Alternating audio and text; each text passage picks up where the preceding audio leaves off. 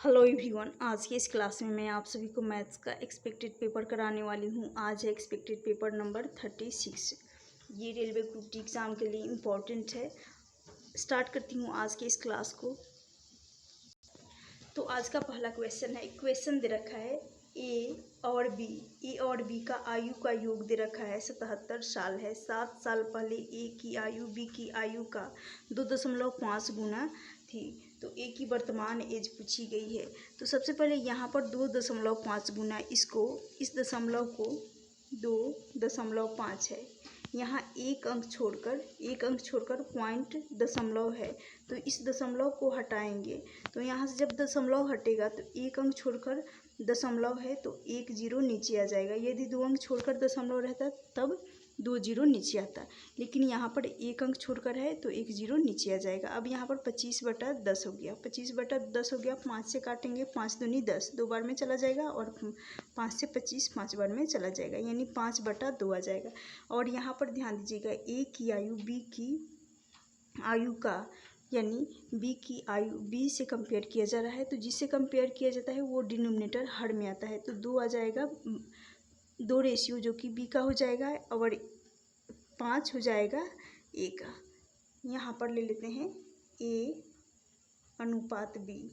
ए का है 5 ratio, B का है 2 रेशियो। ए का है 5 रेशियो और बी का है 2 रेशियो। ये 7 साल पहले का है। 7 साल पहले का, तो 7 साल ए का 7 साल पहले ले लेंगे और बी का 7 साल पहले ले लेंगे। दोनों को मिलाकर हो जाएगा ए का 7 साल और बी का भी 7 साल। दोनों को मिलाकर ये हो जाएगा 14 वर्ष। 14 वर्ष दोनों का हो जाएगा। और टोटल दे रखा है, दोनों का योग दे रखा है 77 साल। तो इस 77 को टोटल में से, यहाँ पर टोटल 77 है, टोटल 77 में से माइनस कर लेंगे 14 को। यहाँ 2 रहेगा, हाँ सॉरी, यहाँ पर 7 रहेगा। ए और बी का दोनों का 7 रहेगा। तो यहाँ से आ जाएगा 14। 77 में से 14 को माइनस कर लेंगे, यहाँ से आ जाएगा 63 साल। 63 साल आ गया। ये इसलिए 14 को माइनस की हूँ क्योंकि 7 साल पहले का ए का हो गया, तो 7 साल ए का हो गया, और बी का भी 7 साल पहले का। तो यानी दोनों मिलकर 14 साल हो रहा है, 14 वर्ष हो रहा है, और दोनों का योग है 77 साल। अब यहाँ पर इनको घटाने के बाद आ गया 63 वर्ष। 63 वर्ष में से यहाँ इन दोनों का सम कर लेंगे। सम करेंगे, ए और बी का है 5:2, तो ये हो जाएगा 7। 7 रेशियो को बराबर कर लेंगे 63 के। 7 रेशियो को 63 के बराबर करेंगे। 7 से 63 को काटेंगे तो यहाँ से एक रेशियो का मान निकल कर आ जाएगा। एक रेशियो बराबर हो जाएगा 9। एक रेशियो बराबर हो जाएगा 9। तो ए की वर्तमान एज पूछी गई है। ये तो 7 साल पहले का है, हमें चाहिए परसेंटेज। ए की परसेंटेज यहाँ पर ए का है 5 रेशियो, 5 का मल्टीप्लाई कर लेंगे, और एक रेशियो का मान आया है 9। एक रेशियो का मान आया है 9, तो इस 5 में एक रेशियो का मान मल्टीप्लाई करेंगे तो यहाँ से आ जाएगा 45। 45 आएगा, लेकिन 9 बचे 45, 45 आ जाएगा। लेकिन ये 7 साल पहले का है। जब 7 साल पहले का है तो हमें प्रजेंट में, यानी पहले से प्रजेंट में आने के लिए हमें इसमें 7 को ऐड करना होगा, तभी तो प्रजेंट में जाएंगे। तो यहाँ पर 7 को ऐड कर लेंगे। ऐड करेंगे 45 में, तो यहाँ से आ जाएगा, जुड़ जाएगा, तो ये हो जाएगा 52 वर्ष। तो ऑप्शन डी इस क्वेश्चन का राइट आंसर हो जाएगा। उम्मीद करती हूँ क्वेश्चन आप सभी को अच्छे समझ में आ गया होगा। चलती हूँ नेक्स्ट क्वेश्चन। तो 52 ईयर्स इस क्वेश्चन का राइट आंसर हो जाएगा। 52 ईयर्स 52 वर्ष। नेक्स्ट क्वेश्चन है। क्वेश्चन दे रखा है, एक मोबाइल जब 6% लाभ पर बेचा जाता है तो उसे 6% की, यदि उसे 6% हानि पर बेचने की तुलना में 870 रुपये अधिक मिलते हैं तो मोबाइल फ़ोन का क्रय मूल्य क्या है। एक मोबाइल है जिसको 6% लाभ पर बेचा जाता है, तो उसे यदि 6% हानि पर बेचने की तुलना में 870 रुपये अधिक मिलते हैं तो मोबाइल फ़ोन का क्रय मूल्य कहा गया है। तो यहाँ पर परसेंटेज लाभ है और परसेंटेज हानि है, ये दोनों ऐड हो जाएंगे यानी ये हो जाएगा 6% का लाभ हो रहा है और यहाँ पर 6% का हानि हो रहा है। इसको ऐड कर लेंगे, प्रॉफिट और लॉस यहाँ पर ये ऐड हो जाएगा यानी जुड़ जाएगा, तो ये हो जाएगा 12%। अब यहाँ पर कुछ नहीं करना है, बेहद ही सिंपल क्वेश्चन है। ये 12% इसको बराबर कर लेंगे 700, क्योंकि अधिक या कम का मतलब होता है ये 870 के बराबर कर लेंगे, 870 के बराबर कर लेंगे। 12 से 870 रुपये जो कि अधिक है, इसको बराबर करेंगे तो ये 12 से चला जाएगा। एक रेशियो का यहाँ से 1% का मान यहाँ से आ जाएगा 1%। 12 से काटेंगे, ये 7 बार में चला जाएगा, फिर इसे 2 से काट लेंगे, ये चला जाएगा। उसके बाद बचा 60 ये चला जाएगा, 5 से 12 बचे 60 यानी 725 और एक जीरो है तो यहाँ पर जीरो नहीं, यहाँ पर 700। सबसे पहले यहाँ पर परसेंटेज है, जब परसेंटेज है तो यहाँ पर बटा में परसेंटेज भी फिर से मैं बता रही हूँ इसको अच्छा से। यहाँ ये 12% को बराबर कर लेंगे 870 के, 870 के बराबर करेंगे तो यहाँ से 1% ये हो जाएगा 870। 12 ये परसेंटेज है तो बटा में 100 आएगा जो कि ऊपर मल्टीप्लाई हो जाएगा 100 का। अब 12 से काटेंगे तो यहाँ से आ जाएगा 12 सत्ते 84। उसके बाद 7 यहाँ पर आ जाएगा, 5 से चला जाएगा और एक जीरो, 7250। ऑप्शन डी इस क्वेश्चन का राइट आंसर हो जाएगा। चलती हूँ नेक्स्ट क्वेश्चन। नेक्स्ट क्वेश्चन है, क्वेश्चन दे रखा है एवरेज का क्वेश्चन है, एवरेज का औसत का क्वेश्चन है। क्वेश्चन है एक कक्षा के 20 लड़कों की औसत आयु 12 वर्ष है। एक कक्षा के 20 लड़कों का औसत आयु 12 वर्ष है। 5 नए लड़कों को कक्षा में दाखिल दिया जाता है जिनकी औसत आयु 7 वर्ष है। तो कक्षा में लड़कों की औसत आयु पूछी गई है। यहाँ पर 20 का है, यहाँ आ जाएगा नंबर और यहाँ पर ले लेंगे एवरेज, उनका एवरेज यहाँ पर आ जाएगा नंबर जो कि 20 लड़के हैं जिनका एवरेज है, एवरेज औसत आयु है 12 वर्ष और 5 नए शामिल हो रहे हैं जिनका एवरेज औसत आयु है 7। जो अब यहाँ पर इन दोनों में चेक करेंगे इन दोनों में चेक कर लेंगे कि जो मिनिमम एवरेज औसत एवरेज होगा, जो मिनिमम औसत आयु होता है उससे कंपेयर किया जाता है। तो मिनिमम औसत आयु जो कि 7 है, यहाँ पर मिनिमम एवरेज लिया जाता है, मिनिमम एवरेज 7 है। इस 7 से कंपेयर करेंगे तो यहाँ से तो जीरो आएगा, यहाँ से जीरो आएगा, तो जीरो आएगा, इससे कोई मतलब नहीं है। हमें सिर्फ यहाँ से डिफरेंस आ रहा है, यानी 12 जो कि 7 से प्लस 5 अधिक है 5 रेशियो का इन दोनों के बीच डिफरेंस आ रहा है। 5 रेशियो का 5 अनुपात का डिफरेंस आ रहा है, तो इस 5 का मल्टीप्लाई करेंगे इनके नंबर में तो 20 है। 5 × 20 इनका मल्टीपल यहाँ से आ जाएगा। मिनिमम लिए हैं 7, मिनिमम औसत आयु 7 लिए हैं और यहाँ पर प्लस आ जाएगा, इसे कंपेयर किए हैं प्लस आ जाएगा। उसके बाद 5 और उनके नंबर में जो गैप आ रहा है, गैप और उनके नंबर में मल्टीप्लाई करेंगे तो यहाँ से आ जाएगा 20। मल्टीप्लाई कर देती हूँ, यहाँ पर 20 × 5 हो जाएगा 100 और बटा में यहाँ पर आ जाएगा इन दोनों का सम। इन दोनों नंबर का सम लिया जाता है, डिनोमिनेटर हर में इन दोनों का सम लिया जाता है, योग लिया जाता है, यानी इन दोनों का सम को ले लेंगे डिनोमिनेटर में। सम जो कि 25 आ जाएगा, तो ये आ जाएगा डिनोमिनेटर में, तो यहाँ हर में आ जाएगा 25। इन दोनों का मल्टीप्लाई कर लेंगे, ये आएगा 100।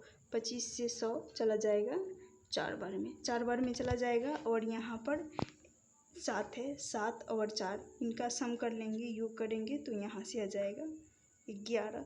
तो 11 वर्ष इस क्वेश्चन का राइट आंसर हो जाएगा ऑप्शन डी। एक बार फिर से एक्सप्लेन कर दे रही हूँ। यहाँ पर सबसे पहले नंबर आता है, नंबर ले लेंगे और एवरेज जो मिनिमम एवरेज औसत आयु होता है उससे कंपेयर किया जाता है। तो 12 और 7 जो मिनिमम, इन दोनों में जो मिनिमम होगा उसी से कंपेयर किया जाएगा। तो यहाँ 7 जो मिनिमम है, तो यहाँ से तो शून्य आएगा, तो इससे कोई मतलब नहीं है, हमें सिर्फ यहाँ का गैप देखेंगे। तो यहाँ से आ रहा है 5 और 12 का गैप, यहाँ पर 7 और 12 का गैप 5 आ रहा है। तो इस 5 को, इस गैप को उनके नंबर से मल्टीप्लाई करेंगे। तो यहाँ से आ जाएगा 20 × 5, यहाँ से आ जाएगा 100 और डिनोमिनेटर हर में आता है टोटल। इनका सम ले लेंगे नंबर का, इनके संख्याओं का योग ले लेंगे। तो योग आ जाएगा 25 से काटेंगे 20 को। तो यहाँ से आ जाएगा 4, 11 और 7 और 4 ये हो जाएगा 11। ऑप्शन डी इस क्वेश्चन का राइट आंसर हो जाएगा। चलती हूँ नेक्स्ट क्वेश्चन की तरफ। नेक्स्ट क्वेश्चन है, क्वेश्चन दे रखा है रेशियो का क्वेश्चन है। क्वेश्चन दे रखा है अनुपात, और यहाँ क्वेश्चन में टाइपिंग में मिस्टेक हो गया है, यहाँ रहेगा मध्य अनुपात और तृतीय अनुपात के सूत्रों का उपयोग करके 8 और 20 के बीच का तृतीय अनुपात। यहाँ पर 8 और 20 इन दोनों के बीच का तृतीय अनुपात यानी थर्ड प्रोपोर्शन निकालना है। और यहाँ और तथा दे रखा है 7 और 9 के बीच का मध्य अनुपात यानी मिड वैल्यू हमें चाहिए। तो इनका अनुपात हमें ज्ञात करना है। ये रेलवे जम्मू में पूछा गया, जम्मू श्रीनगर 2012 में पूछा गया क्वेश्चन है, बेहद इंपॉर्टेंट है। इस टाइप के क्वेश्चन पूछे जाते हैं एग्जाम में। चलिए सबसे पहले यहाँ पर तृतीय अनुपात निकाल लेते हैं, यानी थर्ड प्रोपोर्शन निकाल लेते हैं। थर्ड प्रोपोर्शन में यहाँ पर ए को मान लेंगे 8, क्योंकि क्वेश्चन में दे रखा है ए बराबर आ जाएगा 8, बी बराबर हो जाएगा 20। और थर्ड प्रोपोर्शन निकालने के लिए सिंपली यहाँ पर ये भी पूछा जा सकता था, इसमें थर्ड प्रोपोर्शन निकालना होता। तो यहाँ पर थर्ड प्रोपोर्शन निकालने के लिए यहाँ पर b² और बटा में होता है b² और बटा में होता है थर्ड प्रोपोर्शन निकालने का यानी तृतीय अनुपात निकालने का कंसेप्ट होता है। तो b बराबर 10 है, क्वेश्चन में दे रखा है 20। तो b², तो b को 2 बार लिखेंगे। b का मान है, क्वेश्चन में दे रखा है 20 और ए का वैल्यू है 8। 20 और 8 का यहाँ पर मल्टीप्लाई कर लेंगे। 20 डिनोमिनेटर में हर में आ जाएगा 8 और 20 × 20, यहाँ से आ जाएगा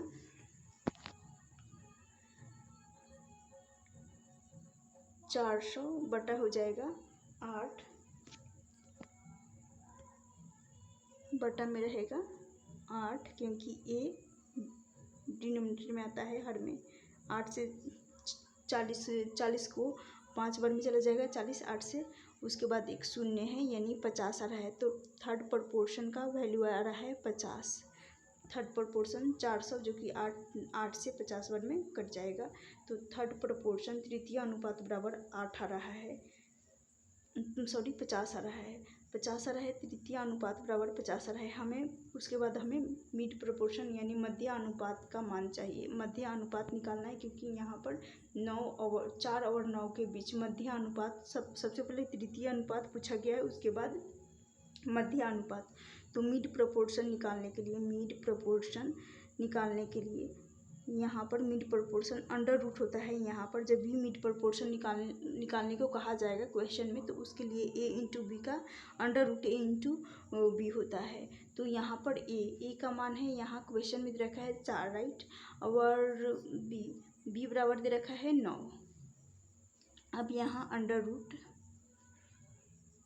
रूट हो जाएगा 4 × 9, और आप सभी को पता होगा 2 का स्क्वायर होता है 4। जब रूट से बाहर निकलेगा तो यहाँ आ जाएगा 2, 4 रूट से बाहर निकलेगा 2 आ जाएगा, और यहाँ 3 का स्क्वायर 9 होता है। 2 और 3 का यहाँ पर मल्टीपल हो जाएगा 6, 2 और 3 का मल्टीपल 6 आ जाएगा। और यही पूछा गया है तृतीय अनुपात और मध्य अनुपात यानी थर्ड प्रोपोर्शन और पूछा गया है मिड प्रोपोर्शन यानी मध्य अनुपात। थर्ड प्रोपोर्शन का मान आया है, इसी का अनुपात चाहिए हमें 50। और मिड प्रोपोर्शन आया है यहाँ पर 6, मिड प्रोपोर्शन बराबर यहाँ पर मध्य अनुपात जो कि 6 आया है। इसका सिंपल रेशियो साधारण अनुपात बना लेंगे। 6 दो कॉमन नंबर से चला जाएगा, 3 दूनी 6 और 25 दूनी 50, यानी 25:3। इस क्वेश्चन का राइट आंसर हो जाएगा ऑप्शन बी। उम्मीद करती हूँ ये क्वेश्चन भी समझ में आ गया होगा। यदि पूछा जाए मध्य अनुपात तो उसके लिए √a/b किया जाता है, कंसेप्ट होता है। और थर्ड प्रोपोर्शन b² होता है। चलती हूँ नेक्स्ट क्वेश्चन की तरफ। तो इसका आंसर हो जाएगा 25:3। नेक्स्ट क्वेश्चन है, क्वेश्चन दे रखा है 10 किलोमीटर प्रति घंटा की गति से चलने पर मधु अपने विश्वविद्यालय 15 मिनट देरी से पहुंचती है। अगर अगली बार वह अपनी गति 2 किलोमीटर प्रति घंटा बढ़ा देती है, परंतु फिर भी वो 5 मिनट देरी से पहुंचती है, उसके घर से विद्यालय की दूरी कितनी है? यानी घर से विद्यालय की डिस्टेंस पूछी गई है। तो सबसे पहले यहाँ पर 15 मिनट लेट टाइम दे रखा है। यहाँ लेट जब भी लेट और लेट आता है तो उस केस में इस टाइप के क्वेश्चन में घट जाता है, यानी 15 मिनट लेट और 5 मिनट लेट ये आपस में घट जाएंगे। तो चलिए इसको सॉल्व कर लेते हैं। तो यहाँ पर डिस्टेंस निकालनी है विद्यालय और उसके घर का। डिस्टेंस निकालने के लिए यहाँ दूरी बराबर आ जाएगा, दोनों चालों का गुणनफल। तो पहला है 10 किलोमीटर से जा रही है, वो 10 किलोमीटर की चाल से जा रही है, तो यहाँ 10 आ जाएगा। अगली बार वो फिर अपनी 2 किलोमीटर की गति बढ़ा दे रही है, 10 में ही 2 बढ़ाएगी, क्योंकि 10 किलोमीटर प्रति घंटा की गति से मधु अपने विश्वविद्यालय जा रही है, 15 मिनट देरी से पहुँचती है। यदि वो अगली बार वह अपनी गति 2 किलोमीटर प्रति घंटा बढ़ा दे रही है, यानी 10 से 2 किलोमीटर प्रति घंटा बढ़ा देगी, तो 10 प्लस हो जाएगा 12 हो जाएगा। तो यहाँ पर चालों का गुणनफल यहाँ पर न्यूमरेटर में आता है, अंश में आता है गुणनफल, चालों का गुणनफल लिया जाता है। तो यहाँ मल्टीप्लाई आ जाएगा, मल्टीप्लाई ले लेंगे। और डिनोमिनेटर यहाँ पर चालों का अंतर आता है। तो पहले 10 किलोमीटर की रफ्तार से जा रही है और फिर अगली बार वो 15 मिनट लेट होने के कारण अगली बार वो 2 किलोमीटर बढ़ा दे रही है, तो यहाँ पर घट जाएगा। यानी डिस्टेंस निकालने के लिए इस टाइप के क्वेश्चन को स्पीड 1 और स्पीड 2 का मल्टीप्लाई किया जाता है।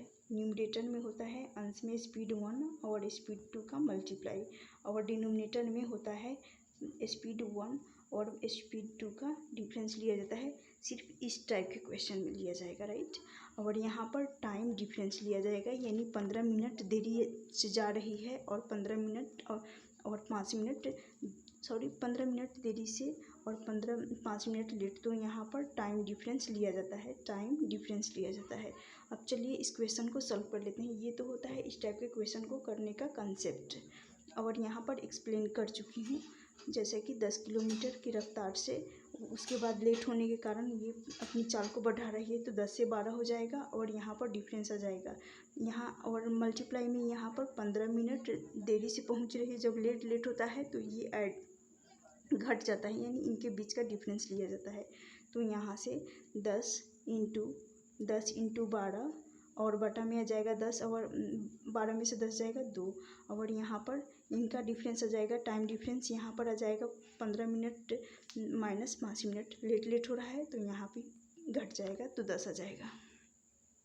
यहाँ पर भी घट जाएगा, 10 आ जाएगा। और यहाँ टाइम डिफरेंस, और ये मिनट में दे रखा है और ऑप्शन दे रखा है किलोमीटर, इसका भी ध्यान रखना होता है। यहाँ पर ऑप्शन किलोमीटर में है और यहाँ पर मिनट में है, तो मिनट को किलोमीटर है तो किलोमीटर प्रति घंटा चाहिए, तो मिनट को घंटा में बदलने के लिए यहाँ पर 60 का डिवाइड कर देंगे, तो 10 से 60 6 बार में चला जाएगा, 10 से 60 6 बार में चला जाएगा, 6 से 12 दो बार में चला जाएगा, और यहाँ पर 2 से 2 कट जाएगा, 2 से 2 कट जाएगा, तो यहाँ से आ जाएगा 10 किलोमीटर। इस क्वेश्चन का राइट आंसर हो जाएगा। उम्मीद करती हूँ ये क्वेश्चन भी आप सभी को समझ में आ गया।